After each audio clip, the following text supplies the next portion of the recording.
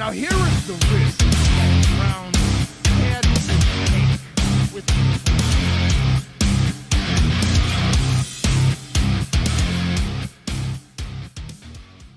I love you, Cleveland, and I love you, Ohio, and a very pleasant welcome to this week's version of Bonus Time with Drennan here on the Big Play Sports Network. Hi, I'm Bruce Drennan along with Ryan Smith. It is delightful to be back in our home studios here at Burke Lakefront Airport in downtown Cleveland after my hiatus down in Florida, conducting all the shows as I did on Zoom. But Ryan, it's great to be back in the studio, and I brought some good weather back with me. Yeah, Bruce, you're looking a little tan. I got to admit, I'm a little bit jealous, although the weather's finally starting to turn around here. So I can't be that upset, Bruce. I can't tell you how happy I am. You're back in the studio. Good vibes here in Cleveland. Baseball's right around the corner. Great time to be alive. I can loan you my sunglasses over there if you'd like. If your eyes are hurting a little bit, I don't want you to strain. No, Bruce, I'm all good. You got that nice golden crisp.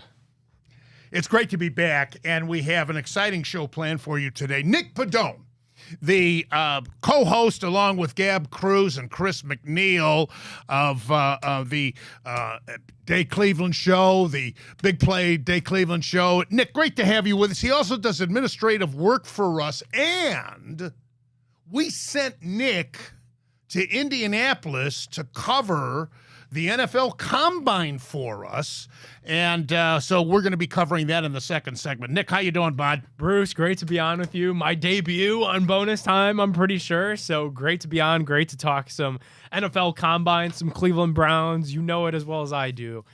It's our Super Bowl coming up here at the end of April. The NFL draft is nearing. The Browns have the second overall pick. Did he have? What to are say they going to do? Did he have to say soup? Our soup. He's right, you know. Myles Garrett. So much for it's not about the money, it's about winning a championship. The quote that made me laugh the hardest was from your guy, Hanford Dixon, who said it wasn't about the money, it was about the amount of money. And, yeah, I think, Myles, I truly believe, Bruce, I think was dug in. I think he genuinely believed what he said, and he probably doesn't believe in the plan, but $40 million could change a man's mind, and I think that's what we saw take place with Myles Garrett. Yeah, $40 a year. I think that with Myles Garrett, they probably told him, hey, look, you want to go to a contender, we're not sending you to Philadelphia to get the 32nd overall pick in the draft and whatever it's going to be next year. Let me stop you there, Nick.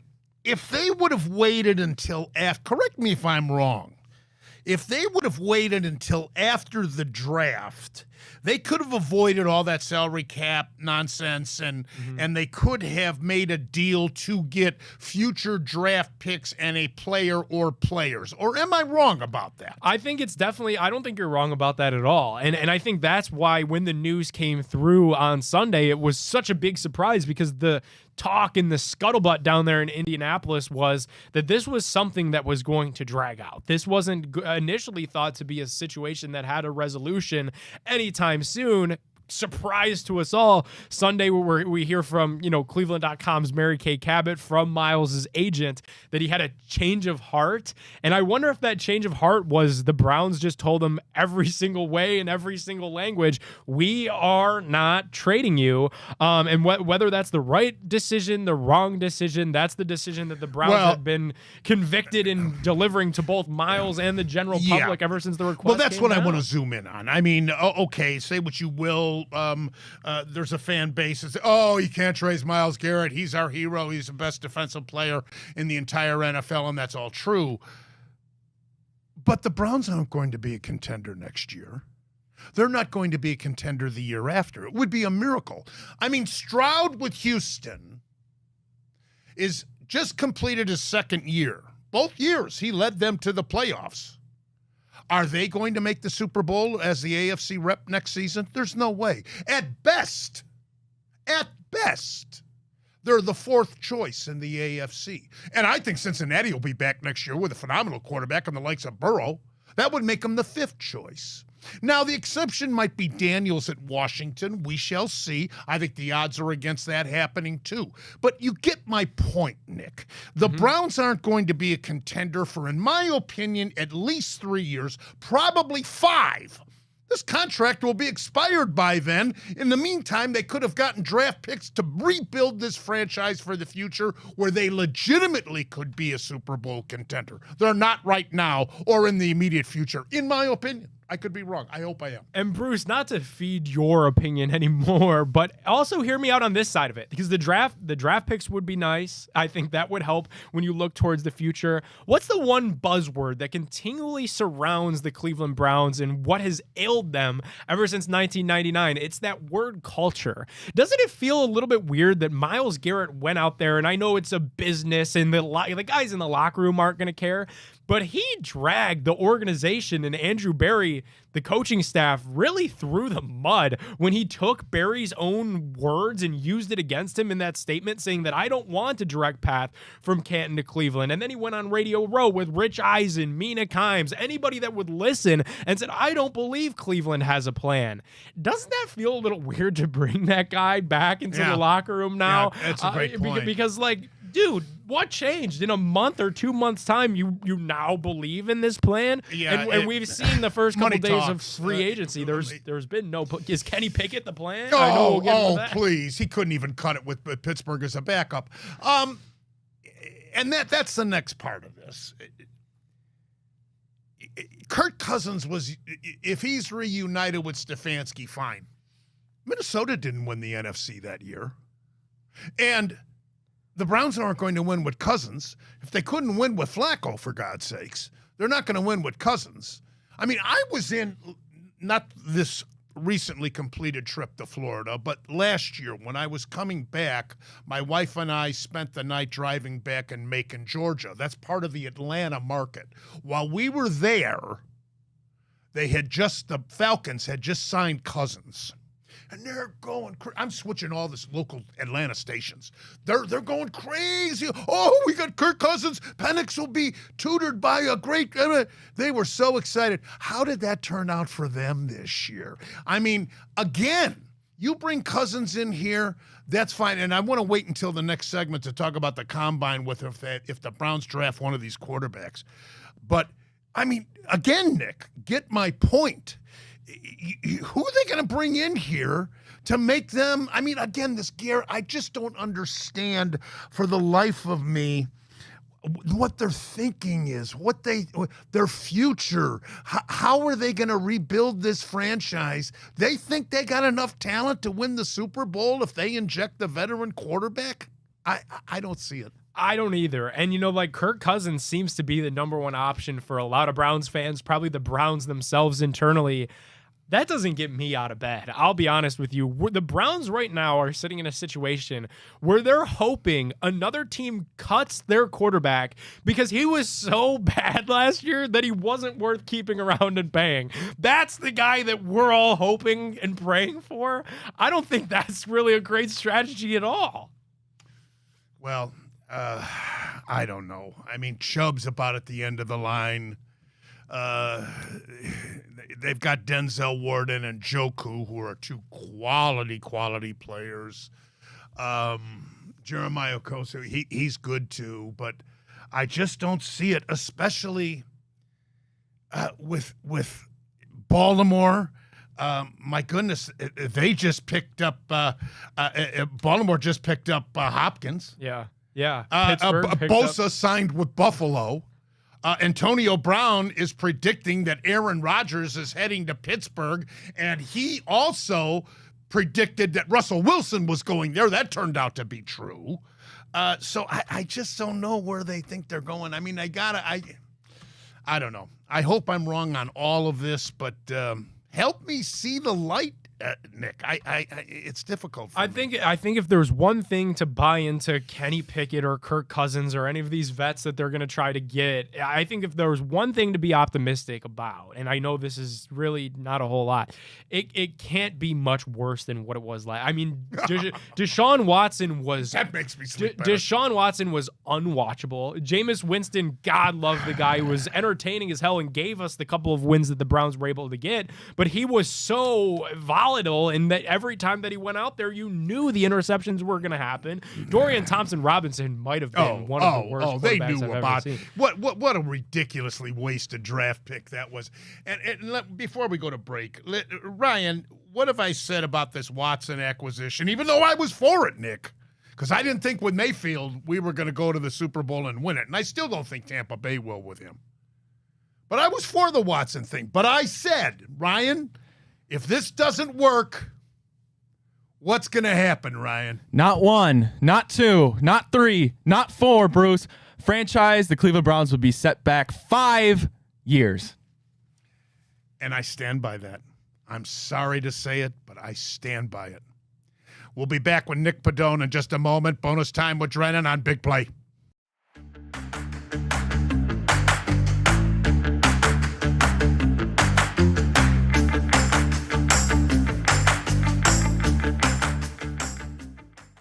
Nick Padone is joining us here on Bonus Time with Drennan on Big Play Network. Nick, of course, co-host of Big Play Cleveland, Gab Cruz and Chris McNeil. They do a great job on that show, so check them out. As I said earlier in the first segment, we sent Nick to Indianapolis to cover the NFL Combine for us, and it ties in with the Browns. It does appear like Tennessee in this upcoming draft is going to take Ward. It could change, of course.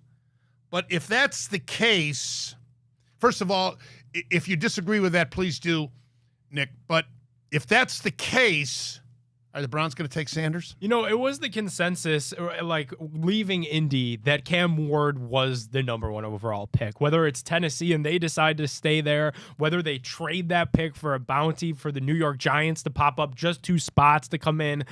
I don't know what happened. When I went to Indy, I thought these quarterbacks were pretty neck and neck. I thought Ward, Sanders, you could make an argument for either of them. Neither of them participated in any of the drills on the field, but the word was that through meetings and through the measurements and physicals and everything that goes down in Indy, even for the guys that don't throw, Cam Ward is expected to be the number 1 overall pick to either the Tennessee Titans or New York Giants. And Bruce, that leads me to believe that Shedeur Sanders is going to be the next quarterback of the Cleveland Browns. That's really was kind of in the back of my head when I arrived in Indianapolis, arrived in Indy. When I left, I'm pretty confident. Yeah. Well, I'm not convinced that either one of them are going to be franchise championship type quarterbacks. I could be wrong on that. Who thought Brady out of Michigan would be? Even Mahomes. Nobody thought Mahomes would rise to this spectacular level in the National Football League, so we all could be wrong about that. Isn't there a size concern with Sanders like we had with Mayfield? When you looked even at their, availability and when they walk up to the podium, him and Cam Ward both look a little smaller, especially because all in that same day you had Jackson Dart, the quarterback from Ole Miss, Will Howard, who Ohio State fans became very. I heard he had a horrible combine. And he did not look good in the drills at all, but just physically imposing in stature, you could tell that he has the look of an NFL quarterback, whereas Sanders and Ward are smaller. The one thing that I really rest my Sanders take on is that I thought it was very interesting that both Kevin Stefanski and Andrew Berry, who are known to deliver the company lines, said, hey, we need our next quarterback to be a good decision maker. That's the primary trait and attribute that they're looking for in their next quarterback. You look at what Cam Ward and Shedeur Sanders were able to do in college. While Cam Ward has the bigger ceiling, probably the better athlete, Shedeur Sanders, and he has his pitfalls, holds on to the ball for a long time. Andrew Berry dismissed that. He said in the current NFL, it's easier to find protection for guys, and you could have somebody that holds onto it for a smidge longer. It's the decision-making. It's Sanders didn't throw a lot of interceptions at Jackson State or Colorado. And when I was reading between the lines of everything that the Browns said all week long at the Combine, it just led me to believe that, man, they're going to do it. They're going to be the team that takes Shedeur Sanders, and they're going to do it with the number 2 overall pick. Any concern about baggage with the old man? I don't think so, Bruce. I really think, and I don't know how this happened, I really think the Browns have sold themselves to Sanders, that's Shedeur and Dion, quite nicely. I mean, we see these social media videos that his brother is taking and posting on their family vlog where Shedeur is saying the only team that I use in Madden is the Cleveland Browns. He's walking around downtown Indianapolis with a Cleveland Browns snapback attached to his book bag. I really think somehow, hell or high water, they sold the Sanders family on Cleveland. And some of the people that I talked to from the Colorado contingent, which, trust me, believe, between Shedeur Sanders and Travis Hunter and Jimmy Horn and all the Colorado players that are going to get drafted, there were a ton of media from Boulder. Inside word is that Shedeur thinks that he's going to become a Cleveland Brown this April. Right. The mock drafts are all over the place, so we can't go by them. But, I mean, I would prefer taking the best athlete in this draft, which is Hunter. And then, dare I say, take next season so we can get Manning from Texas when he's really going to be ready for the NFL. Again, I could be way out there in left field. Bruce, I don't know. I'll tell you this. The biggest surprise, really, of maybe all the availability, Hunter is there as a defensive back. I know at the combine he had to choose one or the other. He's defense, yeah. And Andrew Berry comes out and says, well, we view him primarily as a receiver. Right. Everybody's heads were like, whoa. Right. And Berry lauded at the fact that offensively or defensively, he can score anytime the ball hits his hands, and you Absolutely. have more of a chance to score Yeah. when you're a receiver offensively. Yeah, So absolutely. I think Berry and he would talk about salivate. Milroe.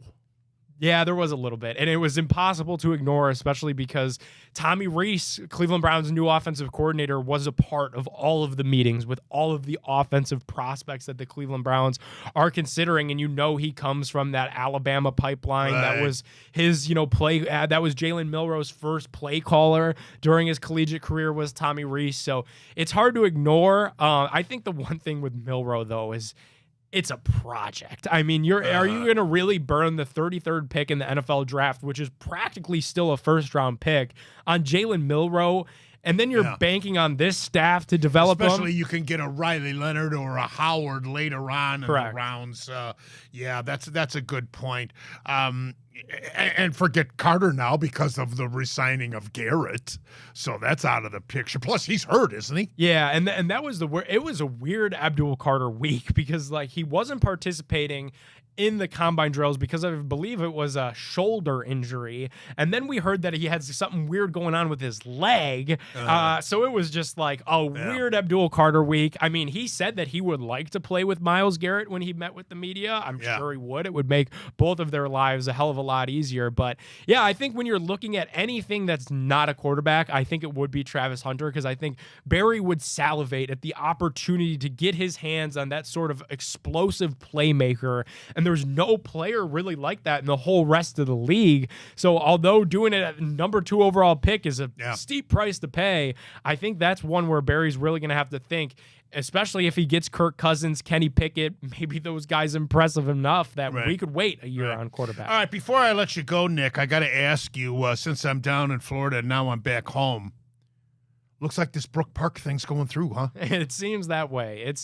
I think that's what the Browns want to do. They probably got to get the county on board. They probably got to get the state on board. But I think steadfast from day one, the Browns wanted to be in Brook Park. They want their own. Haslam wants that parking. Jerry's World, I think we're going to call charge it $50 a car, boy. Jimmy Tesla World. or whatever. Maybe you can charge double for those. Yeah, it's going to be Jimmy World. Unless they burn them all up. All right, great stuff, Nick, and great job down in Indy, and great job on Big Play Cleveland every single day here. 24 hours a day he's on the air, and every day, 7 days a week. You talk about a workaholic. Plus, he does administrative work here for the network. Nick, thanks so much for joining us, buddy. Keep up the great work. For sure. Thank you, Bruce. All right, Nick Padone. All right, we'll be back. I'm going to shift gears, and we're going to start predicting the baseball divisions because the season opens next week in Japan. So we'll predict the National League Central featuring the Cubs and the National League West featuring the Dodgers, who play each other in Japan. They're both going to start Japanese pitchers. That's next on Bonus Time with Drennan here on the Big Play Sports Network. I love you, Menor Nissan. Hi, Bruce Drennan here from my good friends at Menor Nissan. Ray Sminchak, the whole staff. As you know, I've been doing a lot of our shows down in Florida, just returned. Great to be back on the home confines of our beautiful studios here at Burke Lakefront Airport for Big Play. But I got to tell you, I drove my Nissan Rogue from Menor Nissan down to Florida, had the rack up on top with extra luggage. It was absolutely the most splendid, beautiful ride. Just as smooth as could be. My wife also drives a Rogue. We rotated driving down there and back, but I just can't recommend it any more so to you. Get on out there, test drive a Rogue or a Murano or any of the other great products that they have out there at Menor Nissan.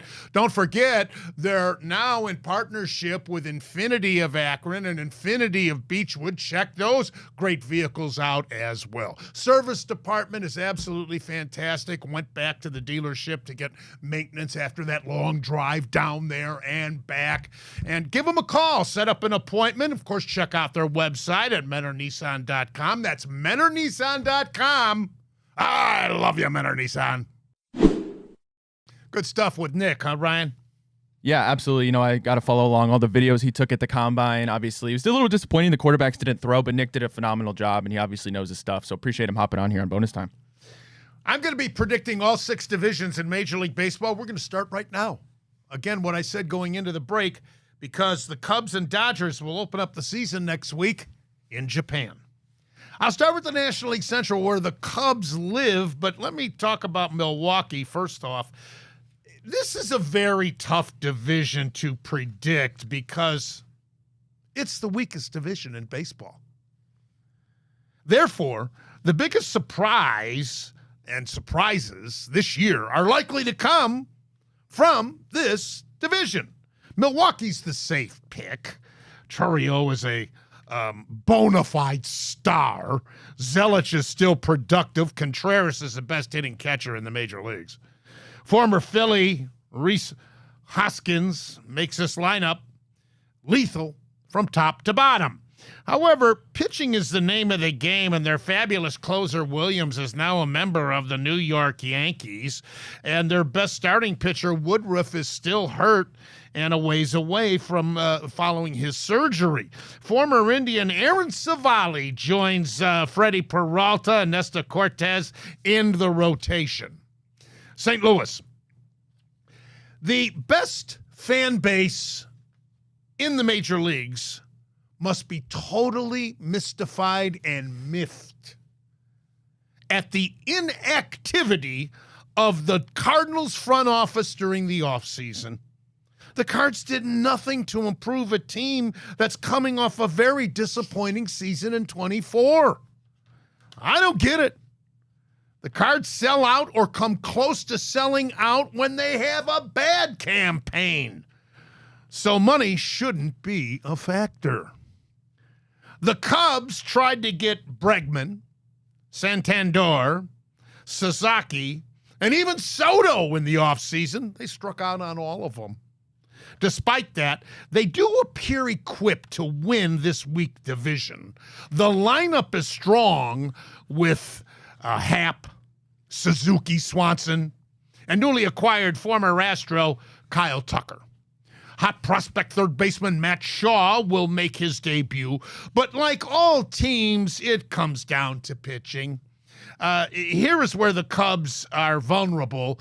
Wrigley Field, I grew up in Wrigley Field. It's the friendliest, most cozy ballpark and venue, in my opinion, in all of sports. But when that wind is blowing out from Lake Michigan, it's treacherous on pitchers. However, I can't tell you how many games as a kid I'd go to when its final score would be 18-11, 12-9, etc. Imanga, Tyon, Steele, former Tiger, and Guardian Matthew Boyd should keep them in the games, home or away, until the pen takes over from there. Now, your guess is as good as mine. What an opener next week, though, in Japan with Imanga going against Yamamoto in their home country to open up the Major League season. Believe it or not, the Pittsburgh Pirates on paper have a chance this year. wait a minute. Oh, my God. What did I just say? I better pinch myself. However, they find a way to screw things up, yes, every year. But they've got one of the best young pitching staffs, and they got a 1-2 punch in Skeens and Jones that's absolutely lights out. Their lineup possesses enough punch, but they've got to stay healthy. Nonetheless, I believe that they'll be an interesting team to watch. And finally, there's the Cincinnati Reds, who with our old buddy Terry Francona at the helm. I'm happy for Terry. I saw him and talked to him at the Guardians charity golf outing last August, and that's the best I've seen him look and appear as healthy as he did in quite a while. A couple of weeks after that outing is when he accepted the managerial offer from the Cincinnati Reds in the Queen City. The Reds possess one of the best all-around talents in the business, and Ellie De La Cruz, McLean, Stevenson, Steer when healthy, Friedel when healthy, Candelario, former Dodger Gavin Lux give Cincinnati fans plenty to cheer about. But again, it comes down to pitching, and the rotation is led by that flamethrower Hunter Green. Can Tito work his magic in his first year in Cincinnati like he did here in Cleveland? We shall see. I'll go Milwaukee, Cubs, Cincinnati, St. Louis, and Pittsburgh. But please don't hold those picks against me, because you and I can come up with numerous combinations 1 through 5 in this division. It's by far the toughest division to pick. But not the National League West. That's next on Bonus Time with Drennan on Big Play.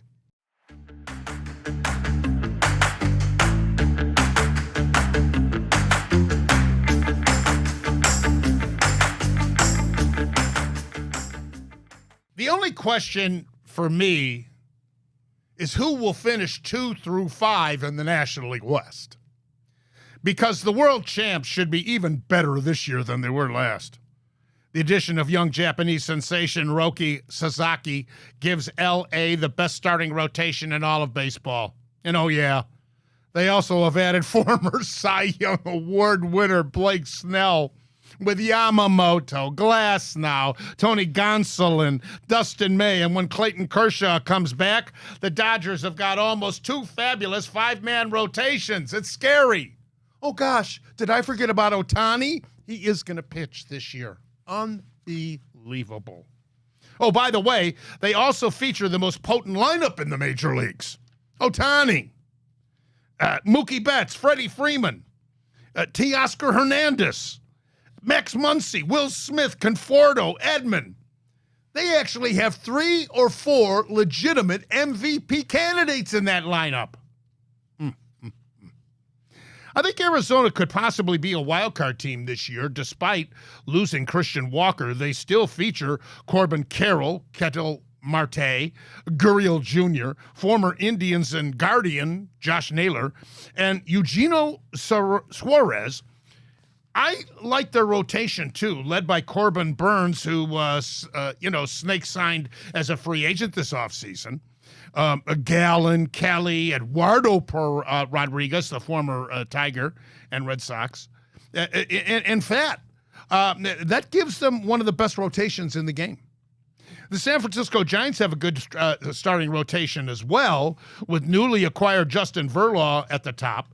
There's Logan Webb, Robbie Ray, former Cardinal Jordan Hicks, and young Kyle Harrison. However, they have to find a way to support those pitchers with runs scored. That beautiful ballpark that they play in on the Bay is not a hitter's park. The days of Barry Bonds are gone. You won't see any kayaks in the Bay anymore waiting for Bonds to deliver a souvenir. Those days are gone. Now, if Dylan Cease, King, Yu Darvish, Nick Pivetta, and the bullpen have a good year, the San Diego Padres could also qualify as a wild card team because they have all the offense and more that they need. Arise, Tatis, Machado, Xander Bogaerts, Jackson Merrill. They're loaded. But again, pitching, we shall see. And finally, the Colorado Rockies, very simply, they stink. Not even the mile-high attitude can produce enough runs for a pitching staff that is the worst in all of baseball. So I'll go the Dodgers. Arizona and San Diego at 2 and 3. You can flip-flop them, either one of them. San Francisco 4 and Colorado 5. All right, when we come back, I'm going to switch gears to the Cavaliers and the NCAA tournament right around the corner. Bonus time with Drennan. Big play.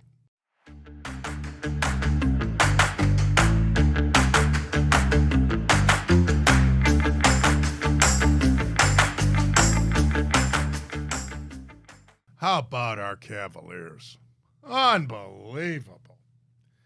Again, another glorious victory over Brooklyn, 109-104. The team is now 55-10. And the Cavs were without Donovan Mitchell, DeAndre Hunter, and Ty Jerome. Losing by as much as 18 points at one point in this game. Now it's 15 straight wins, equaling that start to the season. This team is becoming famous for finding a way to win, no matter what it takes. Only 2 teams have ever won 70 games in a season in the history of the NBA. The 95-96 Michael Jordan Chicago Bulls, who won 72, and the 2015-16 Golden State Warriors with Curry and company, who won 73. And by the way, our Cavs beat that Warriors team in the NBA Finals for our only crown. The Cavaliers need to finish 15-2 to reach 70 victories. Cavs lead Oklahoma City by 2 games. If indeed we do meet them for the NBA championship, we would get home court advantage. However, there's games left with the New York Knicks, Indiana, and the L.A. Clippers. But, boy, they are looking good, and I just adore what Coach Atkinson is doing with using this bench. I mean, they were missing 3 key guys last night. Garland stepped up. Allen stepped up. It's amazing how they're picking each other up, and that bench is so deep come playoff time. My only concern, as we've said here before, Ryan, is are they going to be physical enough? Because that has been their downfall the last 2 years. Yeah, you know, you're 8 games ahead of Boston for the number 1 seed as we tape today. So it's really hard to imagine a scenario where you don't enter the playoffs as the number 1 seed. But just the amount of records, the amount of accomplishments, both franchise and individual from all these players, it's been so amazing. The win over Brooklyn, Bruce, you clinch the Central Division, which I understand divisions don't mean much in the NBA, if anything. But for the first time, they clinched the Central Division without LeBron James since 1975, Bruce. I can't do math, but that's about 50 years. Absolutely insane. You get DeAndre Hunter at the deadline. He's made such an insurmountable... You don't win games like you won against Boston if you don't make that trade. It's plain and simple. Ty Jerome has been electric off the bench, and then you go deeper. Like guys like Dean Wade, Isaac Okoro making an impact, and it's all led by Donovan Mitchell, Darius Garland, Jared Allen, and Evan Mobley, who's taking that ascension to be a next-level player. That's Evan Mobley. And Jared Allen is just always the quiet, doesn't get the recognition, the awards, but, man, he's just been so sturdy this season. And it's just so fun to watch, Bruce. I can't speak highly enough. How can any other coach get a vote for Coach of the Year? The only one coach that I could see getting a vote, and I still believe it's outlandish, it's Kenny Atkinson, is J.B. Bickerstaff because of the turnaround he's had with the Pistons. That's a good point. But I think it's undeniable. Kenny Atkinson in his first year, you're looking at 60-plus wins. Who knows, maybe 70. Hands down, Kenny Atkinson, Coach of the Year. Yeah. They're such a fun team to watch, too. I mean, who they remind me of a lot? The Detroit Pistons.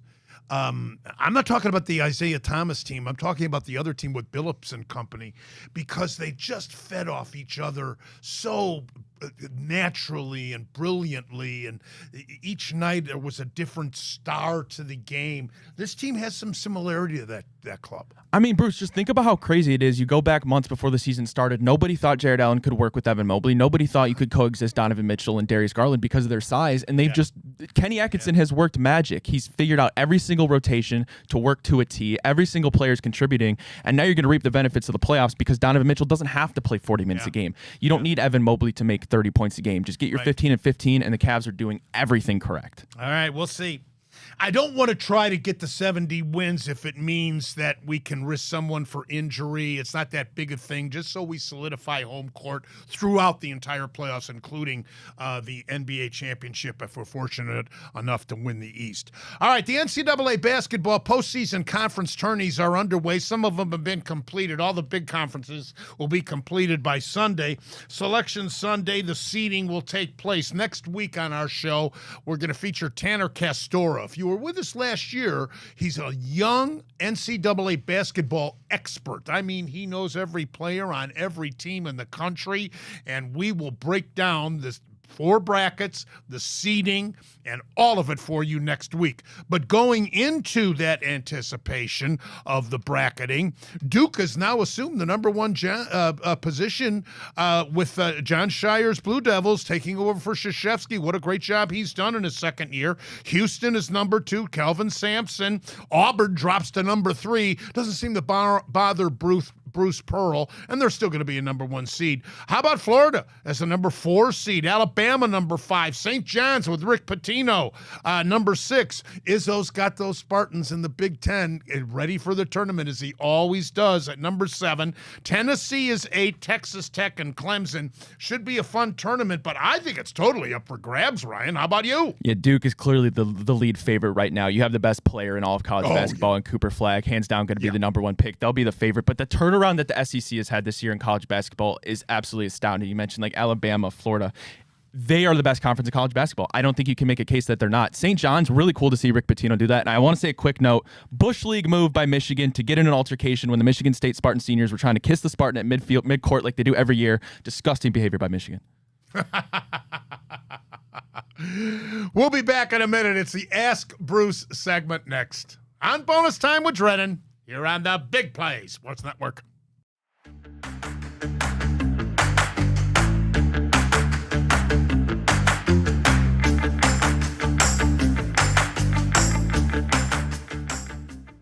Time for the Ask Bruce segment, my favorite segment from the show, reaching out, connecting with you great fans. Love you. All right, fire away, Ryan. Alrighty, Bruce. Hey, Bruce, if Tristan McKenzie doesn't nail down a spot in the Guardians starting rotation, do you foresee Stephen Vogt using him in the bullpen since he has no more minor league options? Now, I don't know what they're going to do with McKenzie if he doesn't get his act together and he's coming off another bad outing down there in the spring. I just don't know. The guy's been so injury prone. He's got great stuff, but he loses his control like that sometimes. He's wiry. He's really got great velocity. His breaking pitches are sharp, but when he loses control, he doesn't seem to be able to regain his composure. I don't know what they're going to do with him. I'm not so concerned about that 5th spot in the rotation. If they have to do a bullpen game, or maybe Logan Allen or Nick Hazy can come through in that 5th spot. Again, optimistically thinking that Bieber may return earlier than what is anticipated by the All-Star break. So we shall see. But I'm cheering for McKenzie, but I just don't know how to answer that one. All right, well, speaking of the 5th rotation spot, hey, Bruce, after a rough start against the Dodgers, could you see Doug Nikhazy factoring into the Guardians rotation or bullpen? He did have a bad outing, but they're high on him, and I know that he's got a good track record. So, yeah, why not? Again, I just cannot say enough about this bullpen. And, you know, the adding of Ortiz is going to be fun to watch, too, because he's got great stuff. And what he did with Pittsburgh against the Guardians last year is why Antonetti and Chernoff wanted him. But all you have to do is get this game to the 5th or 6th inning with this pen. And if we're if we're only losing by 1 or 2, or if we're tied, or if we're up 1 or 2, forget it. If we're up, the odds are that the Guardians are going to win. And then the addition of Sewald. If you're not familiar with Sewald, I mean, this guy was a 30-save closer. Now he's going to be a setup guy for Clase in the 8th or the 7th or the 6th, whichever way Vogt wants to use him. And knowing Vogt, he'll flip-flop all these guys like he did a year ago with Cade Smith and Gaddis and the whole bunch, which is a nice thing, too. So just get that game to the 5th, 6th inning. I think we'll be fine. Hey, Bruce, do you think Gavin Williams will finally put it all together this season and by the end of it be better than Tanner Bybee? He's been clocked in spring training in the upper 90s, so I love that. He seems like he's more comfortable, fully healthy with Bybee. What a 1-2 punch for the future the Guardians have got, regardless of whether Bieber can come back and regain some of his old form. The only question with the Guardians, obviously, is going to be run production. And the absence of a plus 100 RBI guy by Josh Naylor has got to be a concern. But as I've touched upon before, the Guardians are counting on Manzardo and Noel to continue to develop with their power numbers, as they showed us last year. I'm less concerned about Manzardo than I am Noel, because Noel swings at some bad pitches. But you put it in that strike zone against him, look out, because he can launch some rockets. And, Carlos Santana is going to be Carlos Santana. He's going to have a very good on-base percentage. He's developed into an outstanding defensive first baseman. But that's the only concern, and a little bit of concern about defense at second base. Hey, Bruce, how do you foresee the New York Yankees navigating the loss of star Garrett Cole for the season? How about that? Again, they didn't have him for the entire first half. They get him at the All-Star break. He's lights out. Now he's done for the 2025 campaign. It puts more pressure, and they don't have Jill either. He's out. So it puts more pressure on Rodon, Fried, who they picked up. They got to be thanking God that they picked up Fried in the offseason. But Schmidt is going to be a key to him, and he just got bombed yesterday, I saw in spring training. I don't think there's much to pick from as far as the other teams. They're certainly not going to pick up a reject. I can't see them doing that. I doubt if they make a trade. Teams aren't really interested in making trades at this particular time of spring training. It's the exception rather than a norm. So I don't know what they're going to do. My heart really bleeds for them, yeah. All right, hey, Bruce, last one. How much more fuel do you think will be added to the fire that is the Ohio Cup now that old friend Terry Francona is coaching the Reds? Maybe so. Maybe so now that our buddy Tito is down in the Queen City. I'm cheering for him, but as I said in my National League Central Division picks, that division is up for grabs. His team's got as good a shot as any. It's going to be pitching as usual. That determines who's going to win that division and every other one for that matter. That's all the time we have for this week's version of Bonus Time with Drennan here on the Big Play Sports Network. I'm Bruce Drennan. On behalf of Ryan Smith, hope you enjoyed the show. Look forward to having you with us next week. Have a good week. And until then, as always, and most importantly, you remember, I love you, Ohio. And I love you, Cleveland.